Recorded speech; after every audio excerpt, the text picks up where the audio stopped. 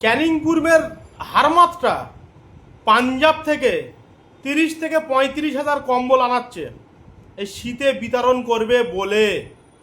তো এই টাকাটা কোথায় থেকে পেয়েছেন আপনাদের নিশ্চয়ই জানা দরকার। আপনারা নিশ্চয়ই শুনেছেন যে পশ্চিমবঙ্গবাসীর মানবিক মুখ্যমন্ত্রী মাননীয়া মমতা ব্যানার্জি মহাশয়া, অধিনায়ক অভিষেক বন্দ্যোপাধ্যায়, তাঁরা কিন্তু একটা জিনিস ডিক্লিয়ার করে দিয়েছে, আমাদের পাড়া আমাদের সমাধান। সেই প্রকল্পে প্রত্যেকটা বুথে 10 লক্ষ করে টাকা দিয়েছে। ভাঙড় 2 নম্বর ব্লক এবং ভাঙড় 1 নম্বর ব্লক মিলিয়ে মোট 285টা কম বেশি বুথ আছে। এই 285টা বুথ থেকে যে 10 লক্ষ করে টাকা দিয়েছে, 1 লক্ষ টাকা করে তুলে নিয়েছে। তাহলে কত হচ্ছে টোটাল? 2,85,00,000 টাকা।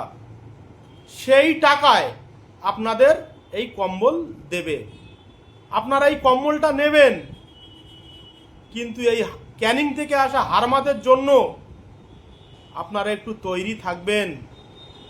একে যেভাবে হোক, এর নিজের যে বিধানসভা, একে সেখানেই পাঠাতে হবে। এ কিন্তু ভাঙড়ে কোনো দায়িত্বে নেই। ভাঙড়ে যে অবজারভার বলে চালাচ্ছে, ওর কেমন ক্ষমতা আছে? ও আজকের অভিষেক বন্দ্যোপাধ্যায় বা মমতা ব্যানার্জিকে দিয়ে একটাবার বলাক যে আমি ভাঙড়ের অবজারভার।